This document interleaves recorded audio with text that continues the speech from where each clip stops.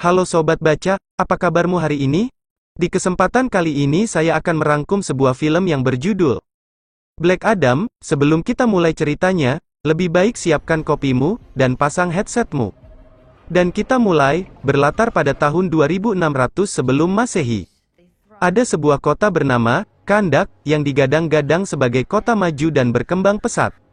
Sampai kemunculan seorang raja kejam, bernama Raja Ahten, yang mengerahkan bala tentaranya dan menjadikan seluruh rakyat berada dalam penderitaan. Tujuan utama raja menjajah adalah untuk mencari Eternium, yang menjadi bahan utama pembuatan sebuah mahkota bernama Mahkota Sabak, yang diyakini memiliki kekuatan tak terkalahkan dan abadi selamanya.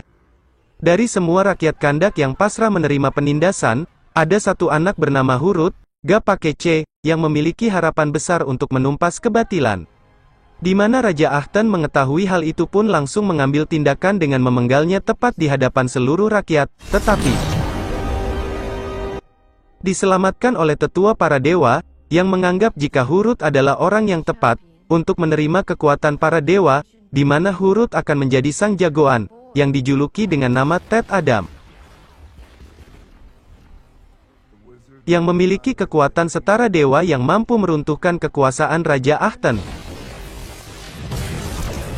Singkat cerita, kita akan dibawa ke masa sekarang di mana Kahndaq kembali berada dalam tirani karena sebagian besar wilayah dikuasai oleh tentara bayaran internasional Interjeng dan penjajah asing, sehingga lagi mereka membutuhkan sosok pahlawan seperti Tet Adam untuk membuat Kahndaq kembali dalam kedamaian. Kita pun akan diperkenalkan pada seorang arkeolog sekaligus buronan bernama Adriana. Ini orangnya bersama dengan Karim, adiknya, dan satu rekannya bernama Ismail, yang berhasil mengetahui lokasi mahkota Sabak disimpan, karena Adriana memiliki sebuah teori bahwa tujuan Interjeng menguasai Kahndaq adalah untuk mencari mahkota Sabak yang digadang-gadang memiliki kekuatan tak terbatas untuk menjadikan pemakainya menjadi penguasa tak terkalahkan. Berlokasi di sebuah gua yang berada di perbukitan, Adriana dan Ismail akhirnya berhasil menemukan mahkota Sabak yang melayang, tepat di antara dua batu yang baru saja diambil Adriana. Interjeng tiba-tiba muncul untuk merebut dan mengambil alih mahkota tersebut. Saat itulah Adriana menemukan mantra yang tertulis pada sebuah batu dan membacanya untuk membangkitkan sang jagoan, yang ketika Adriana menyebutkan passwordnya tiba-tiba Shazam! Tet Adam pun bangkit dengan fisik seperti The Rock, di mana dia memiliki beberapa keahlian, seperti kecepatan, bisa terbang, dan kebal terhadap peluru, sehingga para tentara ini pun dibantai abis tak tersisa. Ismail tewas tertimpa reruntuhan. Adriana dan Karim berhasil membawa mahkota Sabak, sedangkan para tentara bayaran yang bermunculan tidak tahu siapa yang mereka hadapi. Tet Adam benar-benar melakukan pembantaian massal terhadap para tentara bayaran yang memang jahat ini, yang ketika dia sedang menoleh pada Adriana, tiba-tiba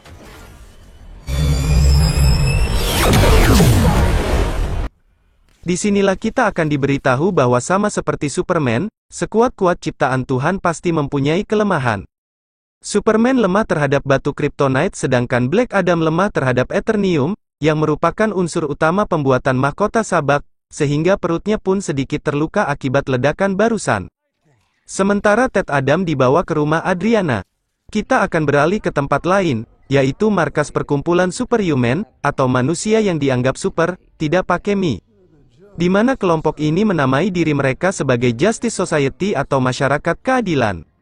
Sehingga ketika ada berita tentang kemunculan manusia super yang membantai tentara di Kahndaq, membuat orang pemerintahan ini perlu untuk mengirim 4 anggota Justice Society yang masing-masing memiliki kelebihan yang berbeda.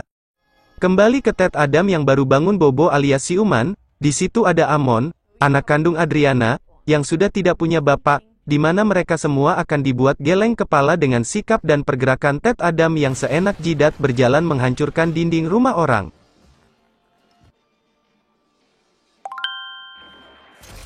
Ya memang tahulah kalau dia itu kuat, bisa terbang, anti peluru, tapi kan gak harus jebolin tembok juga, kan ada pintu. Hurut alias Tet Adam pun terbang keluar dan melihat patung dirinya yang dibangun tepat di tengah-tengah kota, yang sama seperti dirinya waktu dulu alias di awal adegan tadi. Amon melakukan gerakan ini merupakan simbol harapan. Namun tiba-tiba muncul para tentara bayaran, disusul oleh Adriana yang ketika ketegangan mulai terasa, tiba-tiba Ted Adam menyetrum dan membawa terbang para tentara. Dan saat akan menjatuhkan dua penjahat itu, muncullah Justice Society yang terdiri dari 4 manusia super. Dr. Fate sang penyihir, Hawkman sang manusia elang, Cyclone sang pengendali cuaca sekaligus pawang hujan, tapi belum pernah ke Mandalika, dan terakhir ada Atom Smasher, yang masih saudaraan dengan Ant-Man, yang tentu saja bisa memanipulasi ukuran tubuh. Sementara Cyclone dan Atom Smasher masih bersiap-siap, Hawkman dan Dr. Fate pun turun duluan untuk mencegah Ted Adam membunuh orang-orang jahat dengan seenak jidat, di mana Dr. Fate menggunakan kekuatan sihirnya untuk menciptakan ilusi, sehingga Hawkman punya kesempatan untuk menyerangnya. Giliran Cyclone yang beraksi, dia pun menciptakan angin tornado dan menghempaskan banyak sekali batang besi. Begitupun sama dengan Dr. Fate yang mampu melakukan Kage Bunshin no Jutsu. Tetapi itu cukup untuk mengalahkan kemarahan Ted Adam yang ketika ledakan terjadi, Atom Smasher pun segera beraksi dan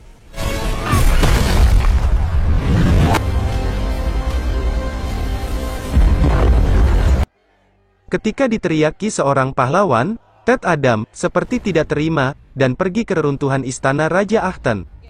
Sehingga Adriana dan Justice Society merasa perlu untuk menyusulnya, sementara Amon dan Karim sendiri akan dibuat terkejut saat Ismail yang ternyata masih hidup, dan mengungkap sebuah fakta, bahwa Ismail adalah keturunan Raja Ahten yang sudah lama mencari mahkota sabak.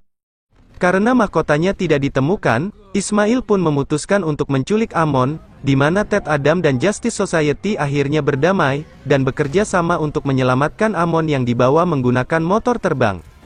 Ted Adam berhasil menangkap motor terbang terakhir, yang mendarat tepat di pesawahan di dekat Sungai Ciliwung, yang ternyata itu hanyalah pengalihan. Ternyata Amon dibawa oleh Ismail ke tempat lain, sehingga Ted Adam akhirnya kembali ke Kandak, untuk menemui Adriana dan yang lainnya. Dan lagi Ted Adam kembali membuat jengkel Hawkman, ketika dia menjatuhkan kedua penjahat, untuk mengetahui di mana lokasi Amon diculik.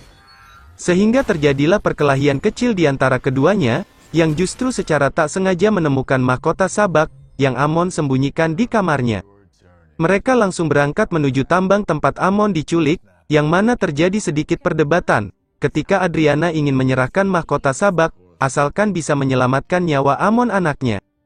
Padahal, apabila mahkota sabak itu sampai berada di tangan orang yang tidak bertanggung jawab, seperti Ismail, yang merupakan keturunan terakhir Raja Ahton, maka akan membangkitkan sosok dari neraka yang akan membuat dunia diambang kehancuran.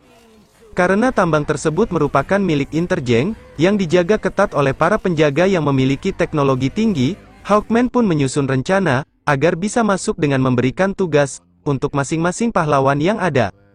Tetapi, mentang-mentang Ted Adam memiliki ilmu kanuragan dan sakti mandraguna, dia langsung menyerang, tanpa memperdulikan rencana yang berbelit-belit. Pada akhirnya mereka semua berhasil menemukan Amon, yang sedang ditawan di dalam medan energi Eternium, sehingga Ted Adam tidak bisa menembusnya.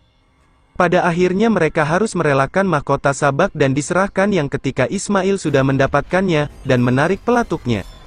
Kekuatan besar yang dimiliki Ted Adam, rupanya tidak bisa dikendalikan, terbukti. Dengan momen barusan saat kekuatannya menghancurkan sekitarnya, dan membuat Amon terluka sampai tak sadarkan diri, dan Ted Adam langsung terbang ke istana Ahten untuk menenangkan diri.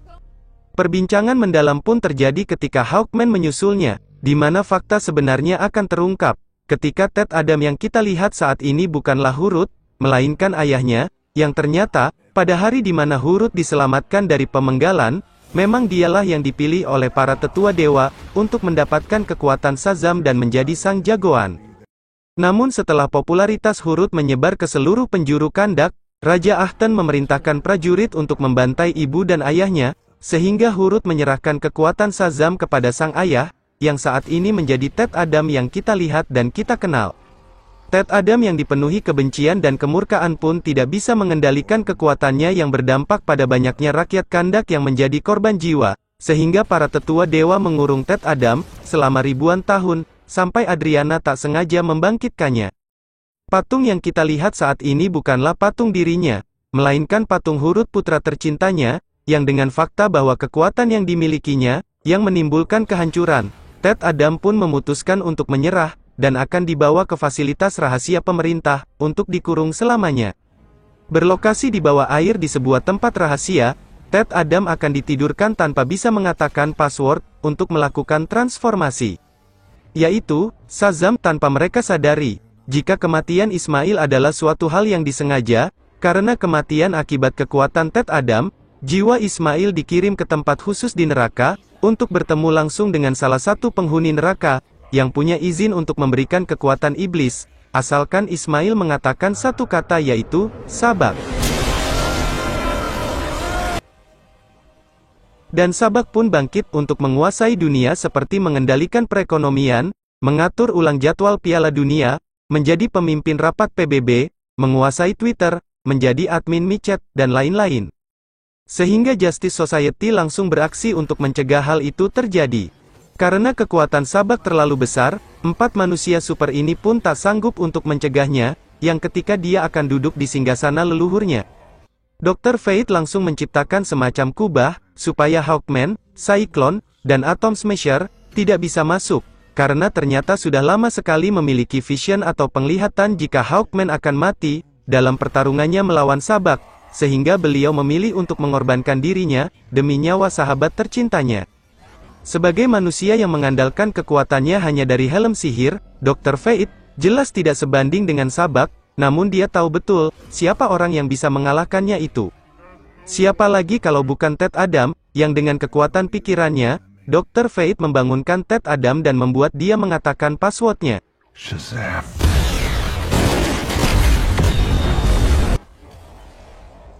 Tepat saat yang lain muncul, Dr. Fate akhirnya harus tewas di tangan Sabak, di mana dia membangkitkan tentara neraka untuk menebar teror kepada Andriana dan rakyat Kandak, sehingga mereka semua bersatu untuk melawan tentara-tentara tersebut.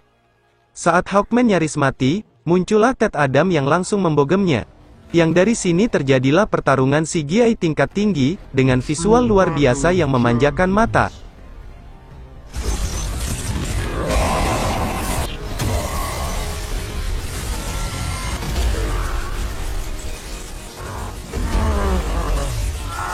Karena sumber kekuatan Sabak berasal dari iblis neraka, Ted Adam cukup kesulitan menghadapinya, sehingga Hawkman perlu untuk membantu, dengan memanfaatkan helm milik Dr. Fate untuk memperbanyak diri, menggunakan Kage Bunshin no Jutsu. Sehingga hal itu memberikan kesempatan Ted Adam untuk mencengkram kedua tanduknya, hingga dia berhasil membelahnya menjadi dua.